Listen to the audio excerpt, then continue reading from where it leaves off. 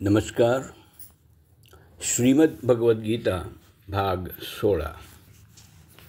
आत्म्याचं अमरत्व हाच विषय आपण पुढे नेणार आहोत. आज समाजात ज्या इतर व्यक्तींशी आपले संबंध येतील त्यांना आपली किळस येऊ नये इतपत शरीर स्वच्छ आणि नीटनेटकं ठेवावं. शरीराचे नाना तऱ्हेने चोचले पुरवण्याची या पलीकडं गरज वाटत नाही. वेगवेगळी सौंदर्य प्रसाधनं, महागडे दागिने, उंची कपडे, तऱ्हेतऱ्हेच्या केशभूषा, प्लास्टिक सर्जरीपासून ते केसांच्या आरोपणापर्यंत शस्त्रक्रिया इत्यादींनी देहाला किती सजवायचं याला आजकाल मिती राहिलेली नाही.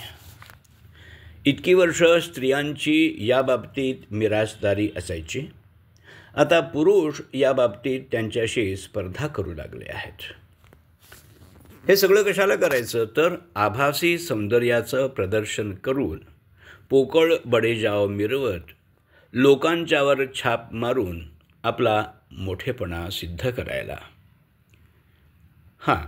काही क्षणांपुरता आपला अहंकार कुरवाळायला प्रामाणिकपणानं थोडा विचार केला तर या गोष्टी निरर्थक नाहीत का?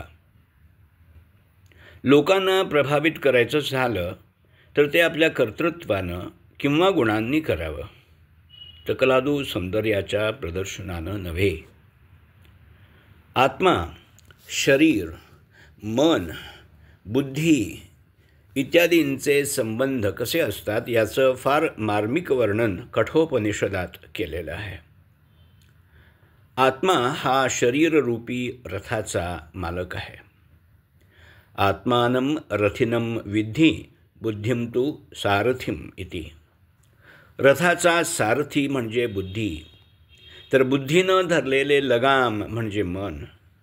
रथाला जुंपलेले घोडे कोण याचा स्पष्ट उल्लेख जरी नसला तरी इंद्रिय हेच रथाचे घोडे आहेत हे उघड आहे.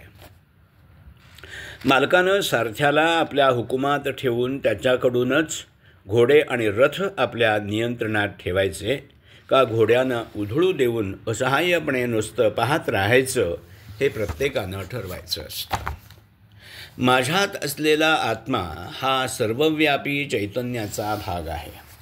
तेच चैतन्य संपूर्ण सृष्टीत भरून राहिलं आहे हे एकदा उमजलं की सर्व मनुष्यमात्रांबद्दलच फक्त नव्हे तर इतर प्राणी आणि वनस्पतींविषयीसुद्धा आपुलकी वाटू लागते. इतरांचे दोष आणि चुका आपण अधिकाधिक सहानुभूतीनं आणि सहिष्णुतेनं पाहू शकतो.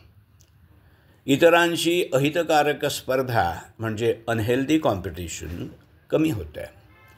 मनातील संताप, द्वेष, चिडचिड कमी व्हायला मदत होते.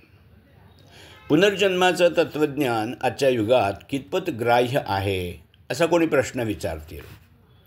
पुनर्जन्म आहे असं ठामपणे सांगण्याचा अधिकार मला प्राप्त झालेला नाही, पण पुनर्जन्म नाहीच असंही मी म्हणणार नाही. कारण मला ज्या गोष्टींचं ज्ञान किंवा अनुभव नाही अशा अनेक गोष्टी अस्तित्वात असू शकतात याचं मला भान आहे. ज्यांची पुनर्जन्माच्या सिद्धांतावर श्रद्धा आहे आणि त्या श्रद्धेमुळं त्यांचं मृत्यूचं भय किंवा दुःख कमी होतं, अशांशी वादविवाद करून त्यांचं मन दुखविण्याचं मला प्रयोजन वाटत नाही. जोपर्यंत मला पुनर्जन्मावर विश्वास ठेवण्या इतपत पुरावा मिळत नाही तोपर्यंत मी असा विचार करेन की मरणानंतर शरीरातलं चैतन्य ब्रह्मांडातल्या चैतन्याशी जर मिसळणार आहे तर शोक कशाला करायचा. श्री ज्ञानेश्वर माऊलींनी सुंदर दृष्टांत दिला आहे.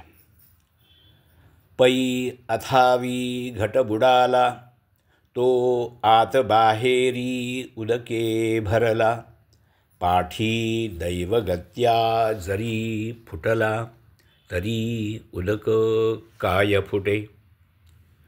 अर्थात अथांग पाण्यात बुडवलेल्या मातीच्या घटात पाणी भरलेलं आहे. घटाच्या बाहेरही पाणी आहे. जर दैवगतीनं घट फुटला तर पाणी फुटलं असं होईल का? तसं पाहायला गेलं तर आपलं शरीर हे एक तऱ्हेनं मातीचं भांडंच आहे. पाण्यात पाणी मिसळून गेलं तर त्याचा शोक करण्याची जशी गरज नाही, त्याप्रमाणे मृत्यूनं शरीराचं भांडं फुटून देहातील चैतन्य विश्वातील चैतन्याशी एकरूप झालं तर शोक कशाला करायचा. हे ध्यानात घेतलं की मृत्यूचं भय कमी होतं आणि मृत्यूमुळं होणारं दुःखही कमी व्हायला मदत होते. क्रमशः लेखक डॉक्टर विजय पांडुरंग जायदे, वाचक डॉक्टर अमृत राघवेंद्र यार्ती.